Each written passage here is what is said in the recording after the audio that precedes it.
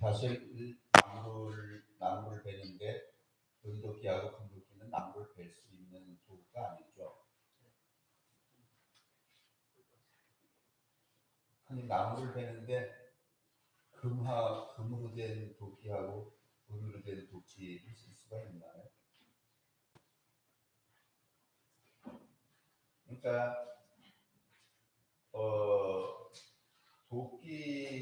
도끼를 금도끼와 은도끼를 내 거라고 한다는 것 자체가 불순한 거고, 그 다음에 소박한 일상을 넘어서는 일이고, 그 다음에 생명과는 무관하죠. 아니, 쇠도끼래야 짐승도 때려서 잡던가 나무를 이렇게 잘라서 불을 떼던가 그래야 생명에 유익하잖아요. 근데 금도끼, 은도끼는 생명과 무관한 일이죠. 이 제목 자체가 매우 불순하게 되어 있습니다.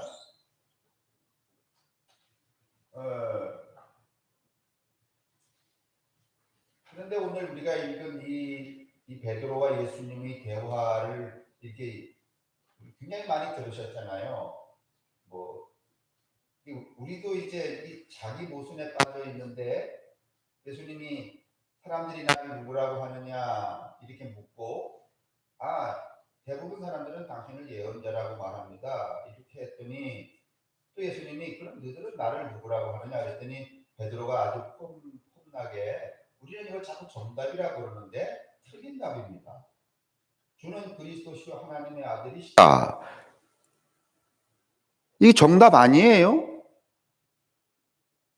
만약에 정답이었으면 예수님이 그렇게 대답한 베드로를 보고 야, 이 사탄아 이렇게 하셔서는 안 되죠. 근데 예수님이 그렇게 하셨어요. 그 대답이 틀린 거죠. 맞습니까? 그러니까 다시 말하면 예수가 하나님의 아들이 아니라라고 하는 그 본질적인 이야기가 아니라 그 예수를 바라보는 이 베드로의 시선이 불순하다는 말이에요.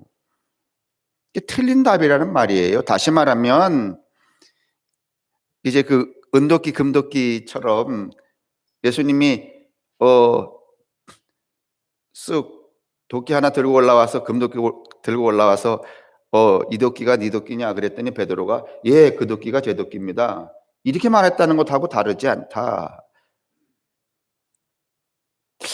이것은 오늘날 우리에게 무엇을 의미하느냐? 첫째는 오늘 이제 이 본문을 해석함에 있어서 은도끼 금도끼 옛날 이야기를 이제 제가 여기 이렇게 내놓는 이유는 이 본문을 좀 제대로 해석을 하시라는 뜻이고, 결론적으로는 오늘 이 시대에 매 순간 살아가는 여러분과 제게 하나님은, 아니 예수는 어떤 질문을 하고 있는가? 우리는 그 질문에 대하여서 틀린 답을 내고 살아가지는 않는가? 그 얘기를 오늘 이 시간에 하자고 이제 이 본문을 열었죠.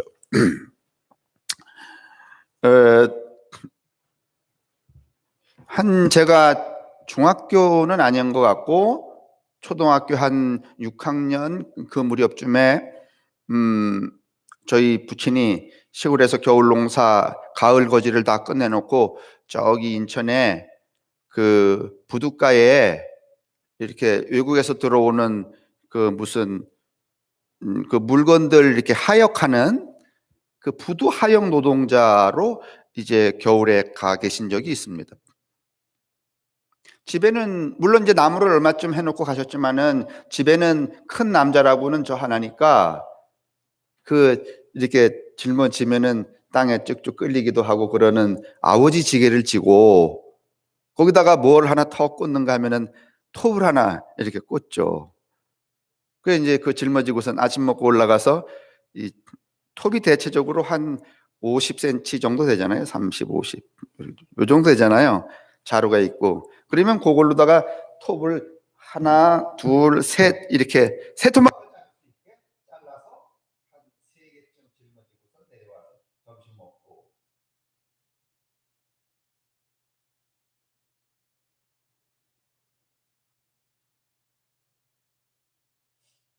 그때 제 어릴 때에 톱이라는 건 뭐 이렇게, 여러분은 아마 나이 드신 분들은 모르지만은 톱이 뭔가면은 앞날 순날이 있잖아요.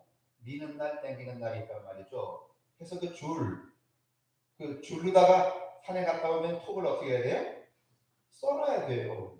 여러분 톱 쓸 줄 아시는 분 계세요? 원장님? 진짜? 오, 그러면 사람이야.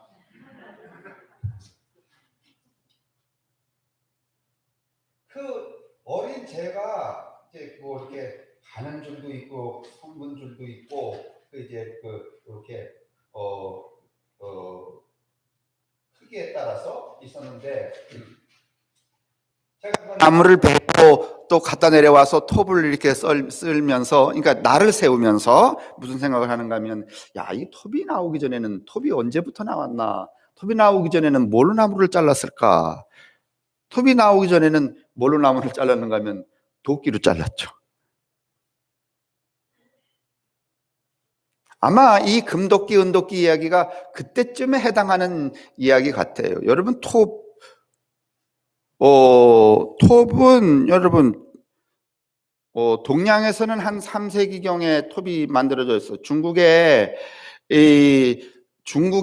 서양의 레오나르도 다빈치라고 하는 그 아주 걸출한 기하학, 음악, 미술하는 사람이 있었다면, 이 중국에도 노만이라고 하는 이 동양의 다빈치라고 하는 사람이 있었는데, 이 사람이 이 톱을 만들죠. 근데 또 서양에 보면은요, 서양에는 BC 30, 그러니까 서기전 3000년경에 이미 이집트에 그 이집트 벽화 같은 데 보면은 톱으로 이렇게 그 돌 자르는 그 벽화 같은 게 있어요. 그때 이미 톱이 있었다는 거죠. 그 전에 아마 뭐 그 톱이 생기기 그 전에 이 도끼가 생겼겠죠. 그 도끼는 상징적으로 권세를 뜻하죠. 그래서 이 서양의 로마의 이 소위 말하면 집정관, 그 나라를 통치하는 집정관 앞에 이제 이렇게 그걸 뭐라고 그러나? 집정관 앞에 이렇게 그러니까 먼저 앞에 병사들이 있는데, 이 친구들이 그 집정관의 권위를 내세우기 위해서 뭘 들고 가는가면 도끼를 들고 가죠. 그걸 파스케스라고 그러는데, 그 파스케스가 훗날 여러분 파시즘이라고 하는, 그래서 여러분 이 파시스트들의 이 상징적인 도구가 뭔가 하면 도끼죠. 도끼나 낫 이런 것들을 쓰는데, 그렇게 이제 변형이 되죠. 이 도끼는 단순히 삶의 실용적인 도구, 생명을 위한 도구일 뿐만 아니라 점점 이게 권력과 권위의 상징으로 바뀌어져요. 그래서 여러분 우리 조선시대에도 의금부라는 게 있잖아요. 아셔요? 사람 잘못하면 어떻게 하는 거? 잡아가는 거. 그 의금부의 상징이 뭐예요? 도끼잖아요, 도끼. 도끼의 이 도끼 부자를 보면 아버지 부 밑에 저울 근자예요. 옛날에 고대에 이제 그 사냥을 나가서 짐승을 잡으면 그 무리에 우두머리가 있는 거거든요. 그 사람이 그 사냥해온 짐승을 어떻게 하는가 하면 토막을 치는 거야, 이렇게. 도끼로다가 탁탁탁. 그래서 이건 윤옥자, 이거는 이상건, 이렇게 나눠주는 거죠. 근데 아무나 못 나눠주는 거죠. 뭐가 있는 사람이라야만, 권력이 있는 사람이라야만 나눠주죠. 그래서 도끼 부자를 쓰는 거예요.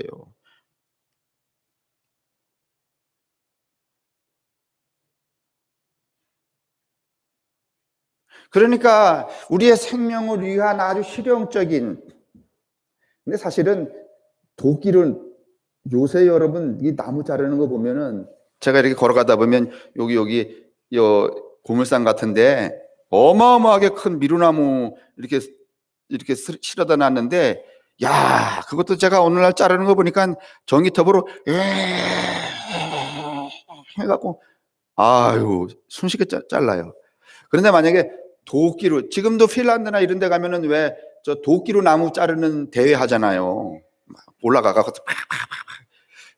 근데 도끼로 나무 자르면은요 하루에 수백 그루씩 자를 수 있을까요? 아니면은 뗄 만큼만 자를 수밖에 없을까요?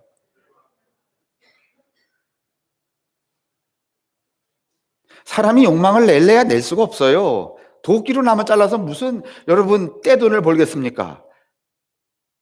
근데 요즘에는 떼돈을 벌어요. 근데 그건 도끼가 아니라 무엇으로?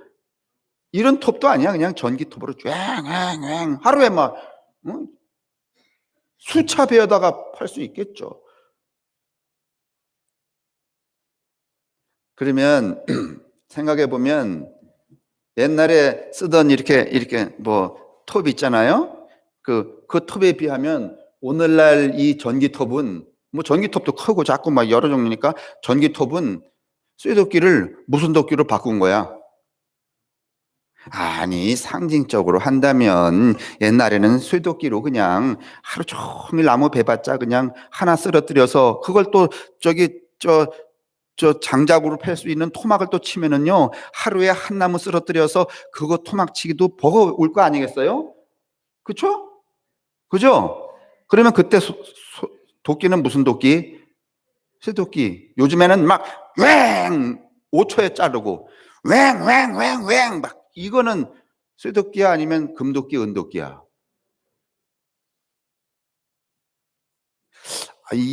이 화법을 아직 모르시나 채요? 이 비율을?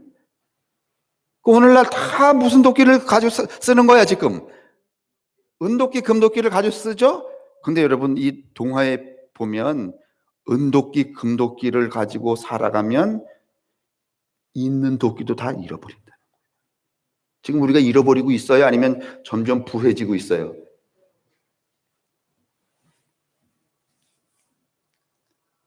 오늘날 우리가 이 모양으로 지금 이렇게 그 절박한 그 공포 가운데 살게 된 연유는 뭐 포괄적으로 다 이제 뭐 이것저것 이야기 많겠지만은 결론적으로 말하면 쇠도끼를 금도끼로 바꾼 탓이야.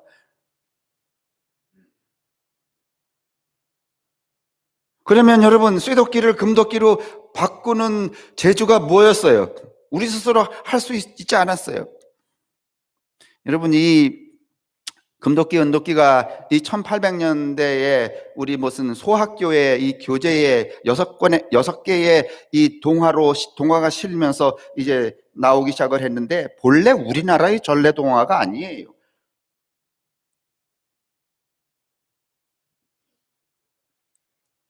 주부에 이미 말씀을 드렸지만은 이미 헤로도투스라고 하는 사람의 역사라고 하는 책에 이 이야기가 나오고 20세기 들어서 이제 이 이솝 우화라고 하는 이게 뭐 이솝이 있었던 사람이 아니에요. 그것들을 묶어놓는 책이 나오면서 여러분 우리도 이 이야기를 전래하게 되었는데 알게 되었는데 이 이솝 우화에서는 오늘 이 이야기가 우리에게 무엇을 주는지 하는 것을 아주 명징하게 해석해 놓고 있어요. 자, 제가 이 말씀을 드렸어요. 오늘날 우리가 이렇게 우리가 가지고 있는 것까지 다 잃어버리는 형국에 빠져서 생명의 위협을 받는 이유는 쇠도끼를 금도끼로 바꾼 탓이다.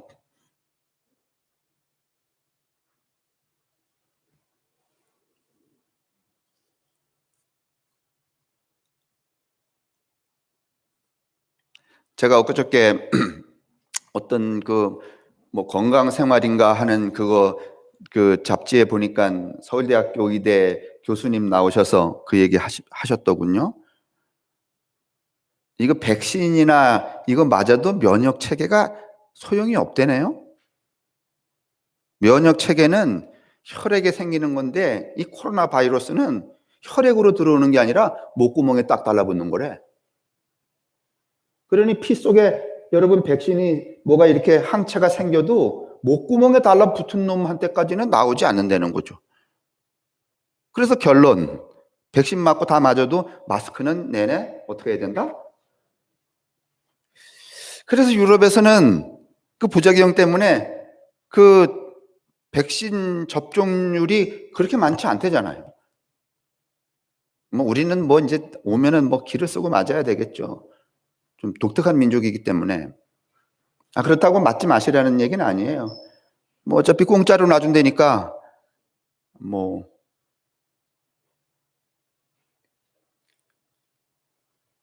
그러면서 그분이 이야기가 그거예요. 우리가 살고 있는 삶의 욕망이 줄어들지 않는 한 이런 위태로운 상황은 늘 황존하게 되어 있다. 그 말은 무슨 말인가 하면 금도끼 은도끼 팽개치고 무슨 도끼로? 쇠도끼로 인생을 살아가라, 그런 얘기란 말이에요. 자, 보십시다. 이거 화면 좀 띄워주실래요, 조 권사님? 제가 화면 하나를 보여드릴 테니까, 자, 여기 나무꾼 A, 나무꾼 B. 나무꾼 A는 의로운 사람, 나무꾼 B는 불의한 사람이에요. 이솝우화에 그렇게 되어 있어요. 그래서 이제 제가 여러분에게 쉽게 해드리려고 저렇게 잘라놨거든요. 저거를 어디에 부르는가 하면 산토끼라는 그 동요 있죠? 에? 거기에 한번 맞춰 불러보세요. 산토끼 다 잃어버리셨어요? 요새 뭐 트롯이 하도 대세니까 트롯으로 해보든지. 저거는 가사는 산토끼에 맞춘 거야. 자, 나무꾼 A 산토끼로 부르시는 거예요. 시작.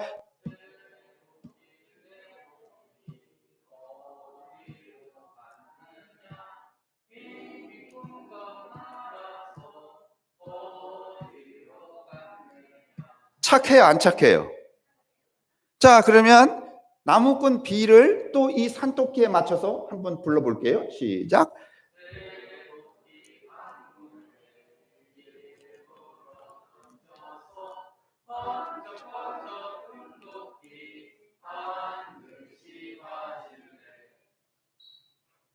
금방 이해되셨어요?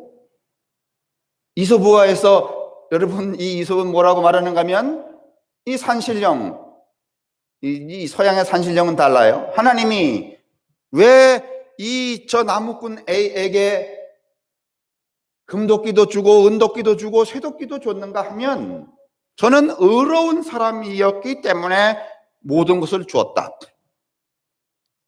그러면 나무꾼 B에게는 있는 쇠도끼마저 왜 뺏어갔느냐? 금도끼도 안 주고 쇠도끼도 안 주고 왜 뺏어갔느냐? 저놈은 불의한 놈이었기 때문에 그렇다. 그러면 의롭다는 것은 무엇인가? 저 나무꾼의 A는 여러분 큰 별로 욕심이 없어요. 욕심을 내봤자요. 왜냐하면 도끼 한 자루로 욕심을 낸들 뭐 더 가질 게?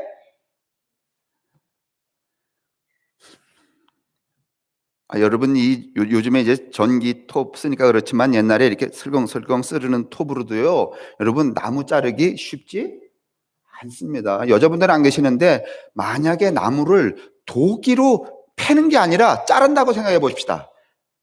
예? 그럼 몇 토막이나 도끼로 자를 수 있을 것 같아요? 욕심을 낸다고 여러분 하루에 100토막, 200토막, 300토막 힘이 좋다고 그걸 자를 수 있어요?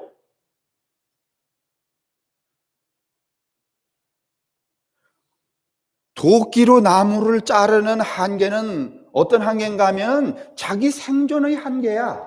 더 이상 욕심을 낼 수가 없는 거죠.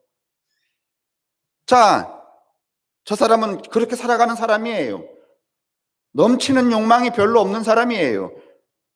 그냥 하루에 나무 토막 몇 개 이렇게 힘껏, 그게 전부니까 그거 잘라다가 가져가서 그냥 패서 따뜻하게 살아가는 것, 그게 저 삶의 생명이 누리는 축복이었어요.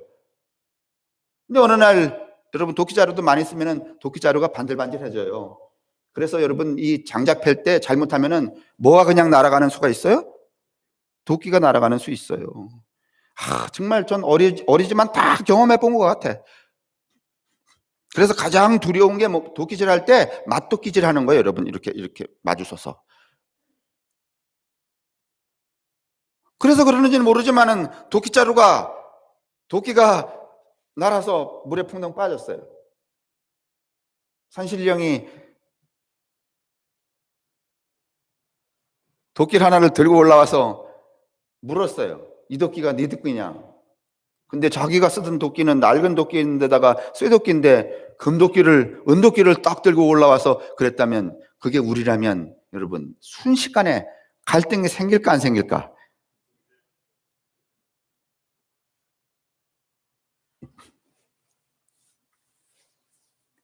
근데 저 사람은 정직하게 대답했어요. 갈등과 무관하게 본질적으로 대답을 해요. 그 도끼는 내 도끼가 아닙니다. 여러분, 이거 쉬운 일 같지만은요, 오늘 욕망이 부채질하는 이 사회에서 다 금도끼 가지고 은도끼 가지고 살아가는데 쇠도끼로 인생을 살아가는 사람들에게 있어서 은도끼가 등장했을 때 그 은도끼에 대한 마음이 없다는 것은 여러분 불가합니다. 대부분 그 상황이 벌어지면 여러분 정직을 포기하게 돼요. 그렇죠?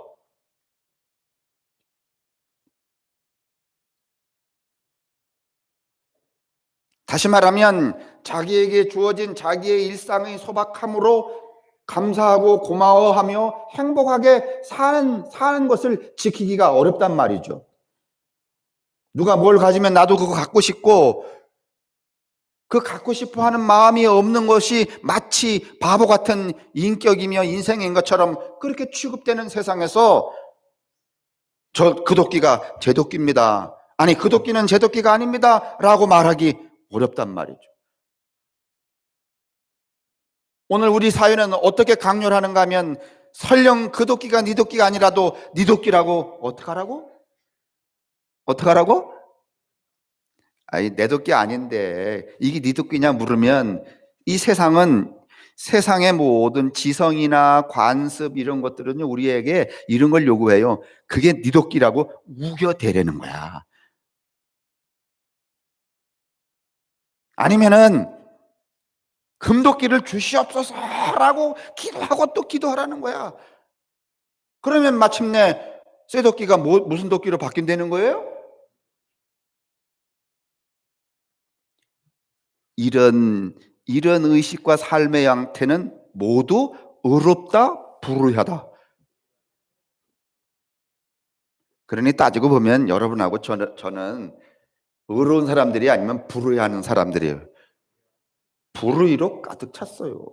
이 불의가 이 부조화를 만들어내는 거예요.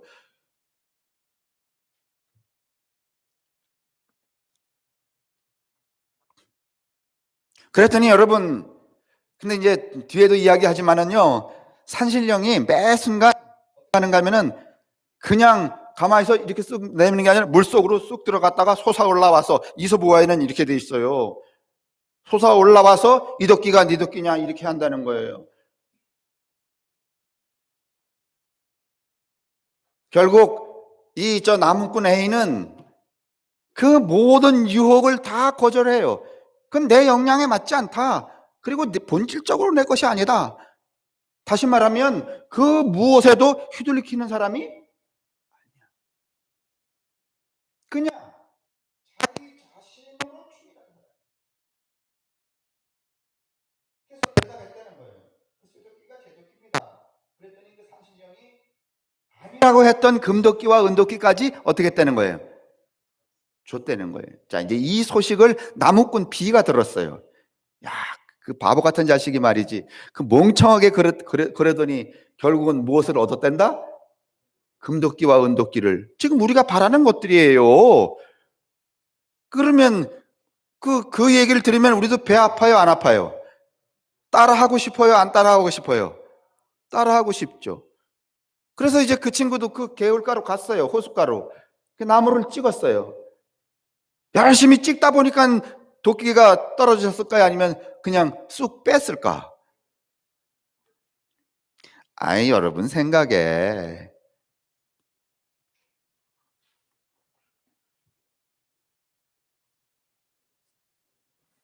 그래서 또 반복이 되었는데 어떻게 됐는가 하면은 자기는 이미 의도해서 그 욕망 때문에 산으로 갔고 도끼질을 했고 도끼를 던졌기 때문에 그 도끼가 내 도끼가라고 안 할 마음이 애초부터 없었어.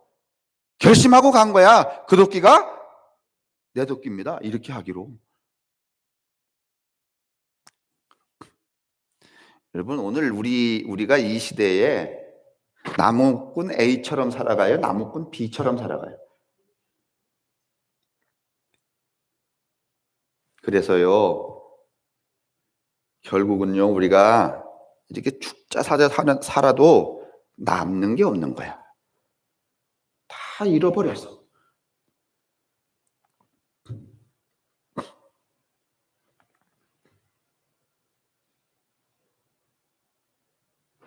인생이 태어나면서 그 인생에게 부여한 인생 자체의 행복, 설레임, 기쁨, 감동조차도 우리는 상실하고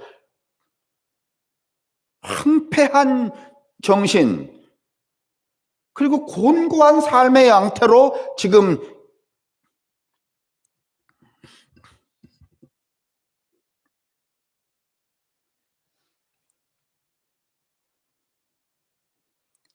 제가 요즘에 책 하나를 읽는데 그 책에서 이렇게 말해요. 지금 우리는 3차 혁명의 문턱에서 어디로 가야 할지를 모르고 있다. 1차 혁명은 신석기 혁명, 2차 혁명은 과학혁명. 근데 그 신석기 혁명이 일어날 때에 이 종교에서 유일신이 등장을 한다네요. 여러분 이제 구약 성서에도 가만히 보면은요, 하나님이라는 유일신이 유대인으로 인하여 등장하기 전에는 신이 많았어요, 안 많았어요? 많았어요. 그걸 신이라고 말하지 않고 스피릿이라 그래요, 정령. 근데 어느 순간에 국가 제도가 만들어지면서 왕이 등장하고 왕이 등장하면서 신도 무슨 신이 만들어져요? 율신이 만들어진다는 거예요. 그래서 그 책의 논지는 무엇인가 하면 이 기독교의 유일신 사상이 오늘날 이 자본주의 과학 문명의 이 직선적 가치와 맞아떨어져서 여기까지 잘 왔다는 거예요. 그런데 이게 지금 우리를 패망에 빠뜨리게 되었다는 거예요. 이제 요단강을 건너가서 제3의 혁명으로 나가야 되는데 그 제3의 혁명으로 나아가는 것을 예리하게 볼 수 있는 세례 요한 같은 예언자가 필요하다는 거예요.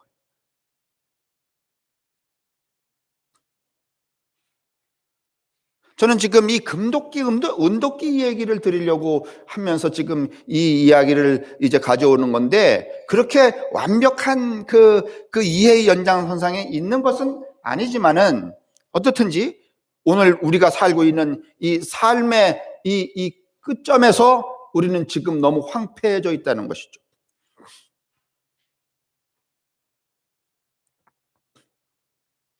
자, 그건 무언가 하면은 의롭지 않은 것이에요.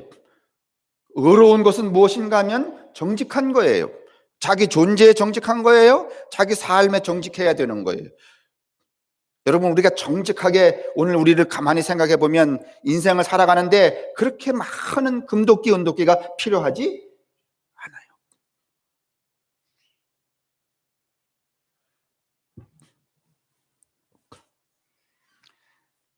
여러분, 이제 사람을 제외하고 이 사람을 제외하고 이 땅에 태어난 생명체 중에 사람을 제외하고 모든 존재물은 존재물은 나비라든지 개미라든지 뭐 이런 그다음에 포유동물까지를 포함해서 모든 존재는 애초에 태어날 때 가져온 것을 가지고 사용하다가 죽는다는구만. 아니, 그러니까 예를 들면 쉽게 말하면 나비가 여러분 분 발라요? 나비가 아침에 일어나갖고 이렇게 이것도 바르고 이렇게 해요? 아니면 그냥 애초에 발리켜진 대로 살아? 그럼 따지고 보면 나비만 그래요? 아니면 모든 피조물이 얘들도 그렇고 식물도 그렇고 곤충, 새 얘들은 그냥 애초에 이 땅에 태어난 대로 살잖아요. 그렇죠? 그 말은 무슨 말인가 하면 그냥 쇠도끼로 사는 거예요. 근데 우리는 유별나게 사람만 이 애초에 태어난 대로 안 살고 뭔가 자꾸 금도끼, 은도끼를 이렇게 도구를 끊임없이 써서 살게 돼 있다는 거예요. 그러니까 가만히 보면 얘가 상급이고 우리가 하급일까요? 아니면 우리가 하급이고 얘가 상급일까? 이거 여기 지금 버들가지 이렇게 갖다 놓으셨잖아요. 요거 이렇게 하면은 이렇게 만져보면 정말 보들보들해요, 안 해요? 애들이 뭐 무슨 크림, 무슨 뭐 비비 크림 이런 거 발라서 그런 거야? 아니면 그냥 태어난 그대로 수만 년 그냥 그대로? 그러면 얘가 이 상위적 존재야? 아니면 우리가 상위적 존재야?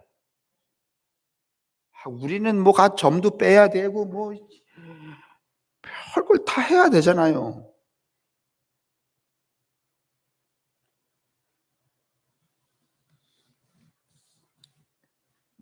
자, 우리가 이솝은 말해요. 무엇이 의로운가? 무엇이 불의한가? 자기 존재에 정직한 것은 의로운 것이고 자기 존재를 넘어서는 욕망을 품는 모든 태도는 불의하다. 자, 성서 본문 가겠습니다.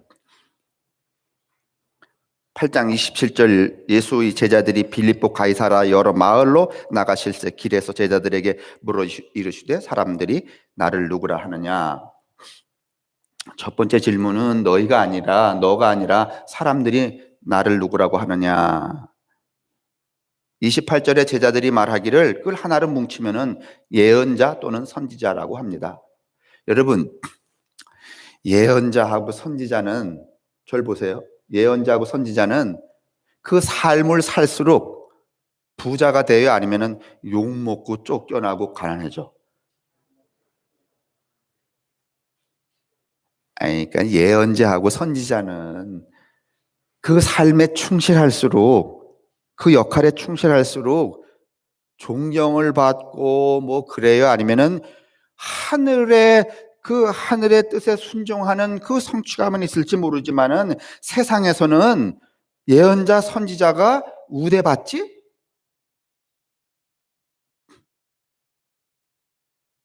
그래요? 예언자가 여러분 구약 성서에 보면 예언자들이 제정신이야, 제정신이 아니에요? 제정신이 아니에요. 정상적인 삶도 살지 않아요. 내게 전달된 하늘의 메시지를 전하기 위해서 모든 퍼포먼스가 가능한 사람이에요. 그런 삶을 살면서 돈을 벌겠다, 명예를 얻겠다, 권력을 쟁취하겠다 이런 사고 체계는 아예 가질 수가 없어요. 그래서 여러분 구약 성서에 보면은 내가 너를 선지자로 부르겠다 그러면 그랬을 때 다들 yes, okay, 할렐루야 이랬다는 거야? 아니면 가급적 말이지 난 안 하겠다 그랬다는 거예요? 여러분이 지금 성경 들으신 대로 말해봐요. 다 안 하겠다는 거잖아요.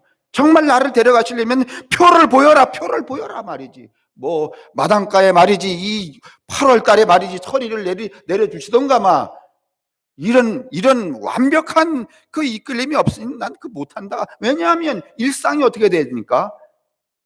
포기돼야 되니까. 예수가 물어요. 사람들이 나를 누구라고 하느냐? 예언자 선지자라고 말합니다. 그러면 이 말은 예수에게 틀린 답이야, 정답이야? 정답입니다. 자, 이제 예수님이 또 베드로에게 묻습니다. 아니, 제자들에게 묻습니다. 그러면 너희들은 나를 누구라고 하느냐 그랬더니 베드로가 탁 등장해서 당신은 하나님의 아들입니다. 자, 보세요. 내가 뭘 많이 얻으려면 예수님이 예언자면 좋겠어? 아니면 하나님의 아들, 힘센 사람, 능력을 발휘하는 그런 존재여야만 나한테도 유익이 되겠어? 다시 말하면 내가 예언자 따라다니면 나도 누구 꼴을 못 면해. 네? 하나님의 아들을 따라다니면 비루해져요? 아니면 부유해져?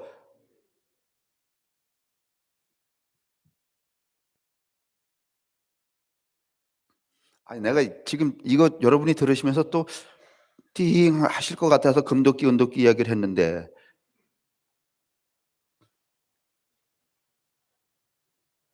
여러분, 베드로의 이 말은 여러분 예수의 실존에 관한 게 아니라 베드로가 보기에 예수는 예언자나 선지자 같은 사람이 되면 안 되겠다라고 하는 욕망 때문에 그를 하나님의 아들로, 금도끼로 여러분 말해버리는 거예요.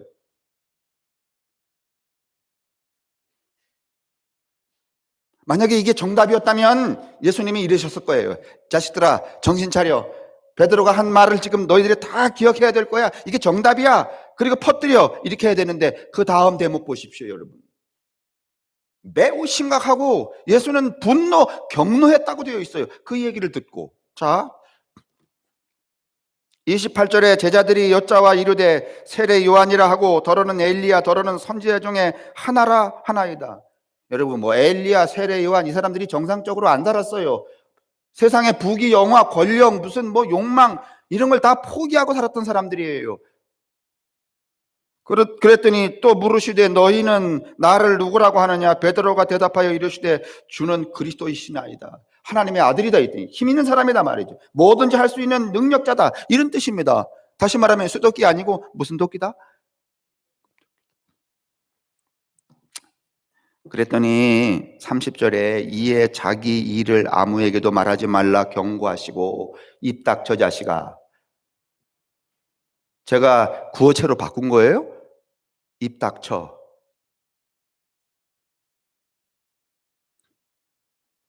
31절 인자가 많은 고난을 받고 장로들과 대제사장들과 서기관들에게 버림받아 죽임을 당하고, 이건 하나님의 아들에게 벌어질 일이야? 아니면은 예언자나 선지자에게 벌어질 일이에요?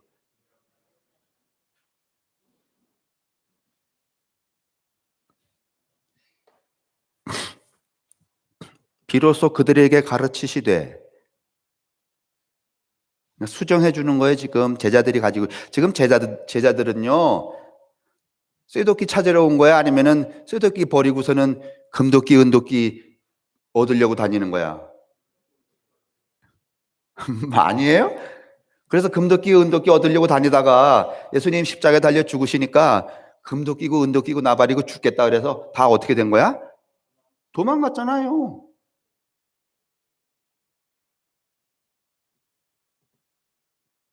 (32절에) 보시면 드러내놓고 이 말씀을 하시니 베드로가 예수를 붙들고 항변하며, 아니 그래 베드로는 이럴 수밖에 없어요. 이 사람이 찾는 거는 쇠도끼가 아니야. 무슨 도끼야? 금도끼야. 금도끼를 얻으려면은 예수님이 하나님의 아들이어야 돼? 아니면 예언자 선지자여야 돼요? 왜?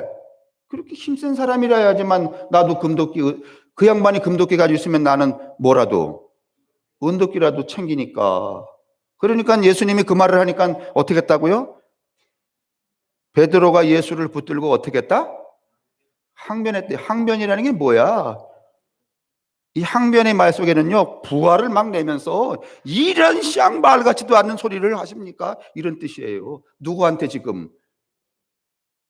그 왜 그런 표현을 하는가 하면 자기 마음속에 기대하는 바가 너무 넘쳐나기 때문에 그래요. 그죠?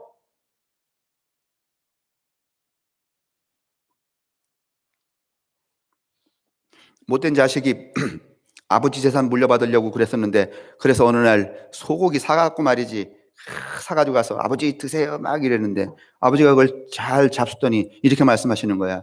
이놈아, 네가 오늘 여기 온 이유를 내가 안다. 이제부터 잘 들어라. 애비가 가지고 있던 재산 중에 구할은 다 사회복지 사업을 위해서 다 환원을 했다. 그리고 네가 가질 것은 저 앞에 있는 변속관 하나다. 이러면 이 아들이 아버지 잘하셨어요 그러니까, 아니면 굽던 소고기를 패대기를 치면서 이런 무슨 개 말 같지도 않은 소리입니까? 이럴까? 아니, 너무 심해요? 그런 자식들이 이때잖아 지금도. 그죠? 똑같은 거야. 지금 이게 이 양반이 나무꾼 A야 나무꾼 B야. 베드로가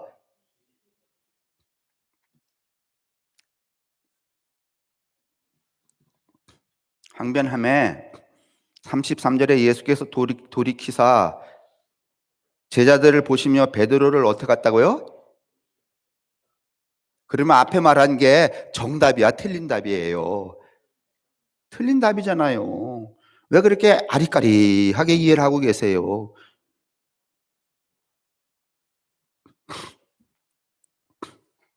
꾸짖어서 뭐라 그렇다고 여기? 사탄아, 내 뒤로 물러가라. 내가 하나님의 일을 생각지 아니하고 도리어 사람의 일을 생각하는도다. 사람의 일이라는 게 뭔가 하면 네 생각이야. 네가 바라고 싶은 거, 네가 구하고 싶은 거, 네가 얻고 싶은 거. 그게 불의라는 말이에요. 그래서 불의한 사람 나무꾼 B는 있는 쇠도끼까지 어떻게 했다? 빼앗겼다. 34절에 무리와 제자들을 불러 이르시되 누구든지 나를 따라오려거든 자기를 부인하고 자기 십자가를 지고 나를 따를 것이니라. 나무꾼 A가 되라 이런 말이죠. 그렇죠? 뭐 아무 때나 말이지 내 십자가를 지고 뭐 이렇게 그냥 유행가처럼 써먹지 마시고, 그 다음에 35절에 이렇게 말해요. 누구든지 자기 목숨을 구원하고자 하면 잃을 것이요 누구든지 나와 복음을 위하여 자기의 목숨을 잃으면 구원하리라. 38절 사람이 온 천하를 얻고도 자기 목숨을 잃으면 무엇이 유익하리요? 사람이 무엇을 주고 자기 목숨과 바꾸겠느냐? 여러분, 목숨을 유지하는 데는 하늘이 우리에게 주어진 그 하늘의 역할 그 하나 있으면 되는 거고, 또 비유컨대 은도끼 금도끼 필요하지 않아요. 뭐만 있으면 돼요?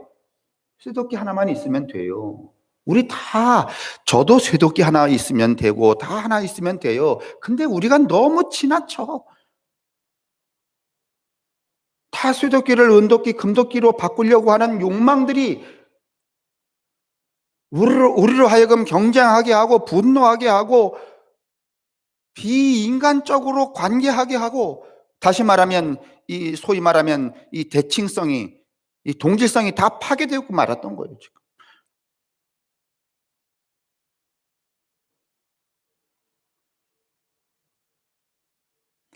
어떻게 보면 오늘날 이 종교도 마찬가지지만은 우리 사회도 우리의 이 인간관계, 인간들의 삶을 위하여서 하늘이 선물처럼 부여한 이 쇠도끼를 다 어디다 내던지고 강물에 내던지고 지금 뭐 찾고 있는 거예요?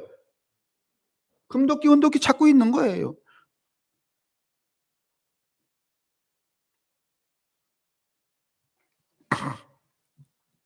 근데 여러분 이제 구장에 가잖아요. 구장에 가면 이 일이 똑같이 반복이 돼요.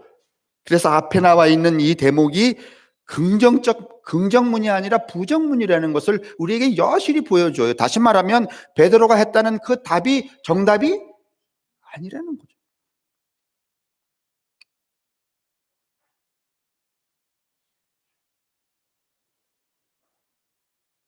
오늘 우리는 모두 다 금도끼, 은도끼를 구하려고 하지 말고 쇠도끼로 자족하며 살아가는 삶의 이 은총을 회복해야 돼요.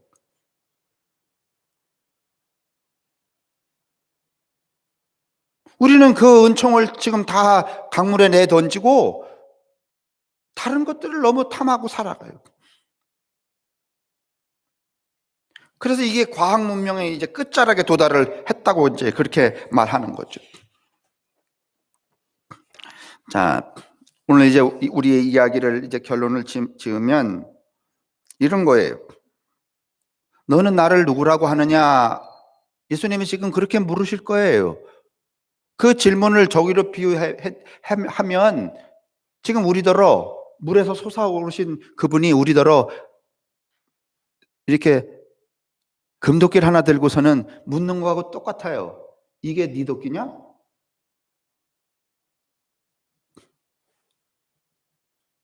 다시 말하면 너 예수 믿지? 그러면 남들보다 엄청나게 30배, 60배, 100배로 아주 그렇게 복을 받아야 되겠네? 물질의 복을 받아야 되겠네? 출세의 복을 받아야 되겠네? 그렇게 묻는 거예요. 그럴 때, 예! 제가 말이죠. 교회 다닌 지도 오래됐고, 헌금도 꼬박꼬박 하고, 나는 뭐 잘못한 게 별로 없어요. 그렇기 때문에 의당 물속에서 뭐가 올라와야 돼요? 금도끼가 올라와야 돼요. 그때 그 도끼가 내 도끼입니다. 이렇게 대답하면 그때 어떻게 되는 거야? 어떻게 되는 거예요?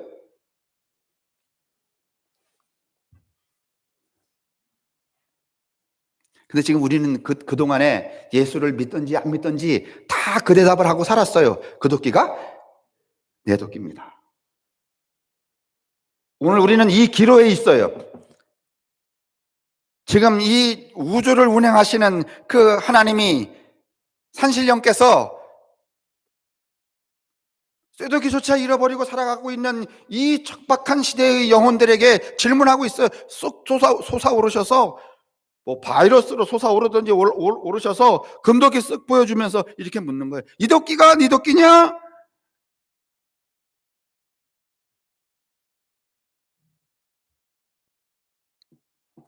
자, 그렇게 묻고 계셔요. 이게 모른 척하고 뭐 지금까지 그래서 살아왔는데 뭐 혹시 모르잖아요, 또 줄지. 그래서 이렇게 하는 즉시 사탄이야.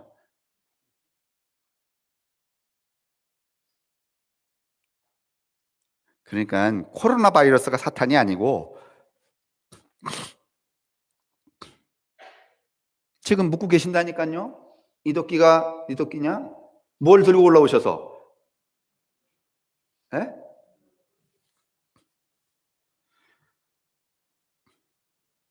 근데 그 산신령이 나무꾼 비에게 근데 순서를 잘 모르겠네. 처음에 쇠도끼 가져 올라왔대요? 아니면 처음부터 금도끼를 가져 올라왔대? 에? 뭐라고? 처음부터 쇠도끼를 가져왔으면 조금 홀리기가 좀 덜 할 텐데. 그죠? 그때 대답을 내 거에 이러면 될 텐데 밑에서부터 말이지 아주 정말 교활하게 우리를 유혹하면은 넘어갔을 거야.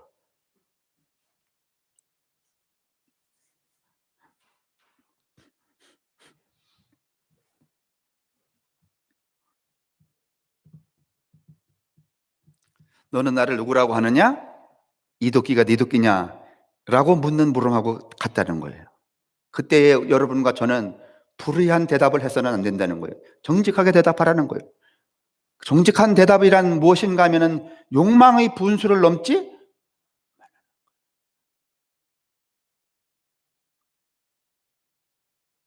우리 한번 가만히 생각해 보시자고요. 지금 우리는 아무리 생각해봐도 동화를 우리가 읽긴 읽지만은 나무꾼 A는 되기가 어려울 거야. 그죠? 생각해 보면 저 사람은 아마 중학교도 안 나왔을 것 같은데 우리는 중학교, 고등학교, 대학교 다 나왔는데도 나무꾼 A가 되기가 어려워. 오히려 그런 걸 그렇게 나올수록에 나무꾼 B가 더 되기가 쉬워. 꾀가 많아질 테니까. 아마 우리는 요즘에 이제 이 고학력자들이 나무꾼한테는 이럴지 몰라. 한꺼번에 한 번씩 이렇게 나오는 게 아니라 이렇게 한꺼번에 이렇게 도끼 세 개를 싹 들고 올라가고 펴놓는 거야. 아리까리하게. 그리고선 이 도끼가 네 도끼냐 그러면은 나무꾼 B는 이렇게 물었을 거야. 답을 안 하고. 당신은 어떻게 생각하십니까? 지금 제가 이런저런 삶을 살아온 사람인데 이런 나로서는 어느 도끼를 가지고 살았을 것 같습니까?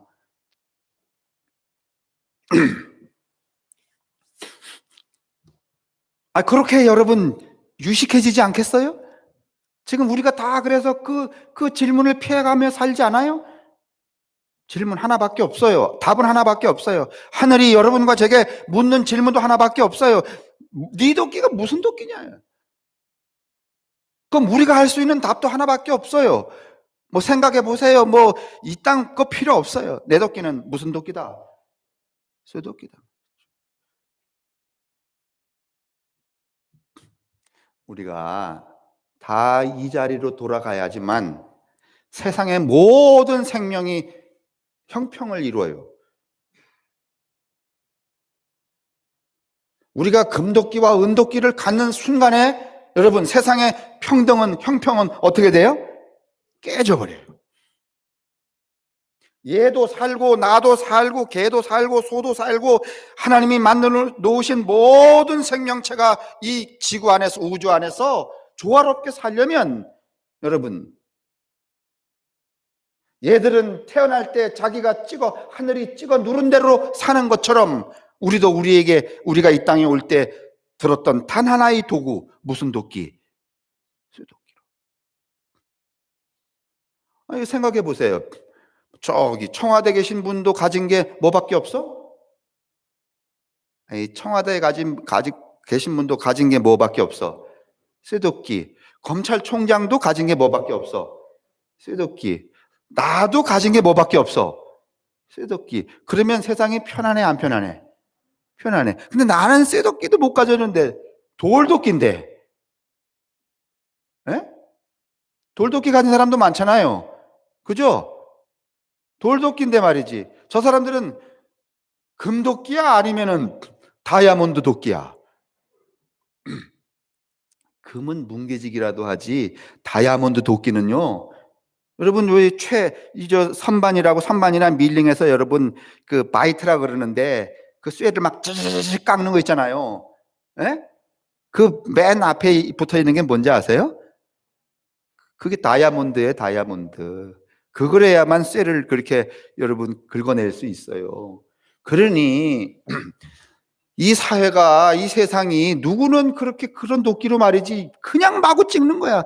난 돌도끼로 말이지 풀 한 폭이 베는데도 이틀 걸리는데 이 사람들은 쇠도끼로 말이지 아니야 다이아몬드 도끼로 말이지 1분 만에 그냥 수백 그루씩 베어 제끼면 여러분 서로 행복해지겠냐고. 될까요?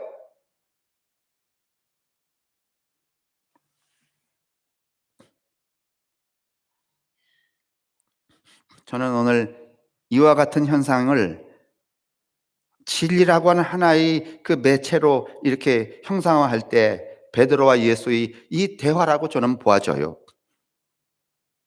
예수님이 베드로에게 물어요. 제자들에게 물어요. 너희는 나를 누구라고 하느냐? 겸손하게 여러분 그 제자답게 다 대답했어야 돼요. 우리도 쇠도끼밖에 필요 없습니다. 왜? 예수가 하나님의 아들이지만 여러분 금도끼 휘두르며 사셨어요? 아니면 그냥 쇠도끼 가진 채로 사셨어요? 얼마든지 금도끼를 휘둘러서 십자가에 내려올 수도 있었어요. 그러나 그 양반은 그 금도끼를 쓰지?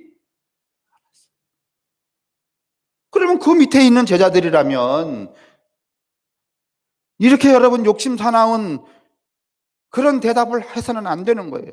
그러니까 여러분과 제가 아니면 또 우리 이 시대에 살고 있는 이 인생들이 겪는 고통은 어디로부터 나오는가 하면은 자기가 내는 대답으로부터 오는 거야.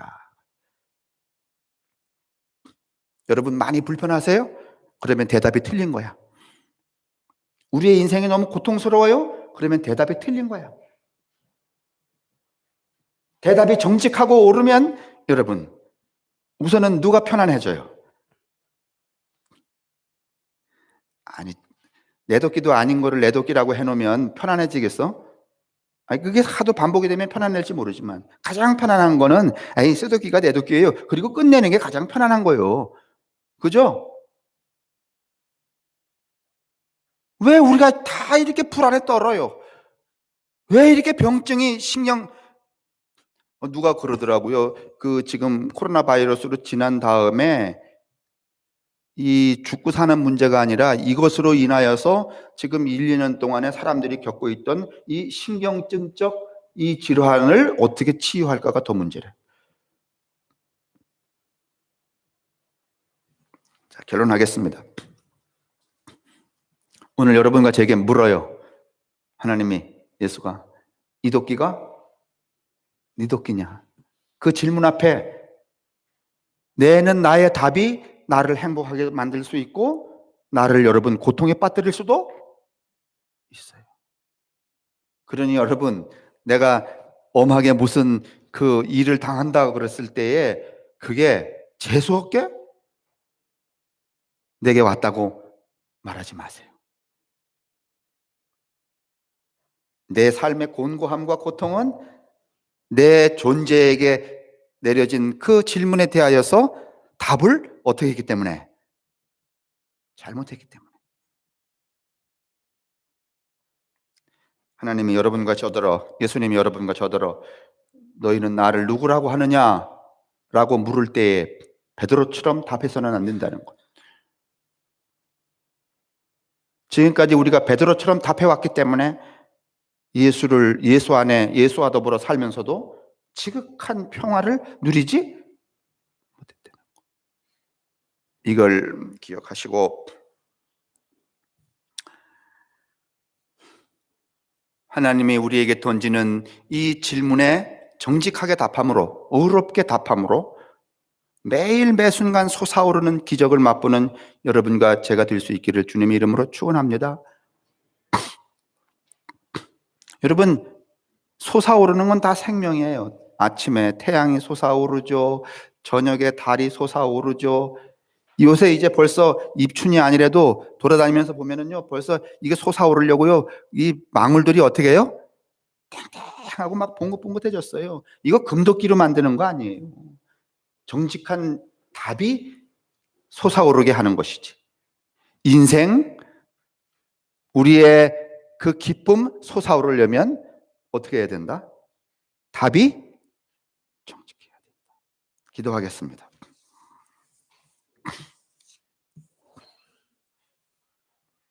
이 아침에 저희들을 부둥켜 안아 주옵소서. 은총의 강한 팔로 끌어안아 주시고 권능의 손길로 안수하시며 인자한 눈길로 생명을 불어넣어 주옵소서. 부끄러운 심령 속에, 내놓을 것 없는 가슴 속에, 겸손히 머리 숙인 영혼들 속에 샘솟는 봄의 기운처럼 오시옵소서. 움트는 새싹으로 오시옵소서. 바다 같은 평화로, 산 같은 위로로 우리들 가운데 임재하옵소서.